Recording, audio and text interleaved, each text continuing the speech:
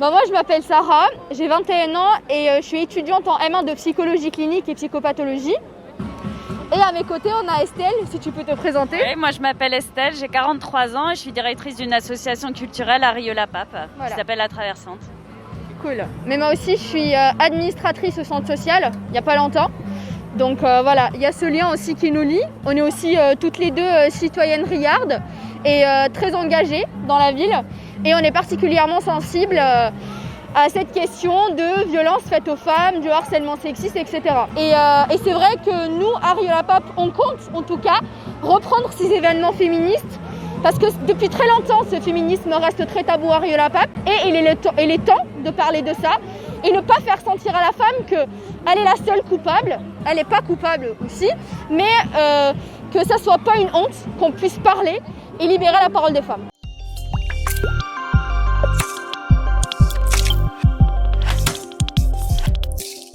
Oui, tout ce qui est de toute façon, tout ce qui touche au niveau du harcèlement sexiste, nous aussi avec Citral et Keolis, on a eu la chance de pouvoir mettre en place une enquête de sécurité pour finalement mettre fin à tout élément pouvant susciter un sentiment d'insécurité chez les femmes. On a eu, grâce à cette démarche, la possibilité de faire des marches exploratoires.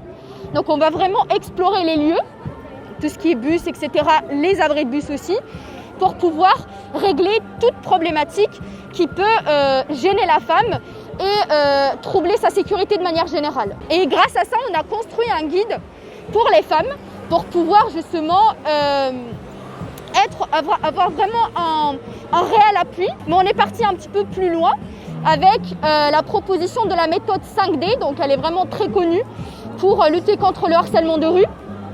Et on a aussi constaté qu'il y avait beaucoup de personnes qui voulaient justement intervenir, devenir témoins d'une situation de harcèlement, mais qui n'avaient peur et n'avaient pas les acquis, je dirais, et parfois même, ils ne savaient pas comment faire pour intervenir. Et avec la méthode 5D, on leur a permis de pouvoir être finalement témoins et ne plus être spectateurs de situations de harcèlement.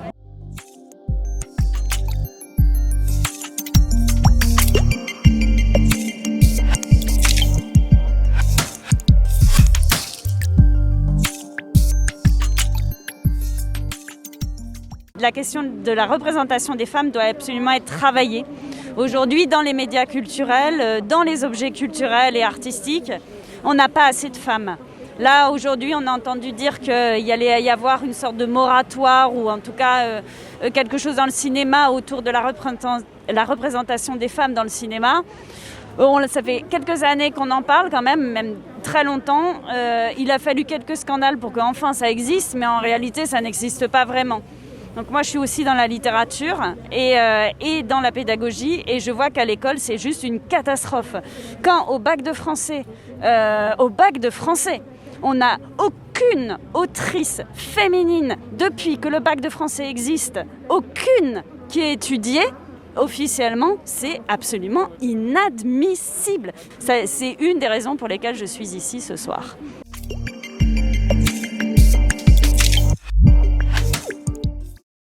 Moi je m'appelle Lola et je suis militante au Super Féministe. C'est en fait le groupe militant qui est rattaché au planning familial 69. Voilà. Moi c'est Charlie et pareil, donc on est à Super Féministe et au planning familial tous les deux.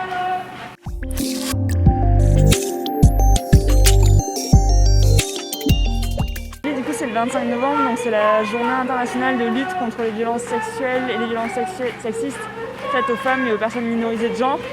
Donc c'était important de faire un rassemblement le jour de la journée internationale pour marquer ces violences. Particulièrement ici, je crois, parce qu'il y a un lien avec des affaires de harcèlement sexiste qui sont passées au McDo. C'est ça, c'est un rassemblement contre le harcèlement sexuel et le sexisme au travail. Et c'est devant le McDonald's parce que c'est en lien effectivement avec les affaires de harcèlement qui s'est passé à McDo. Ouais.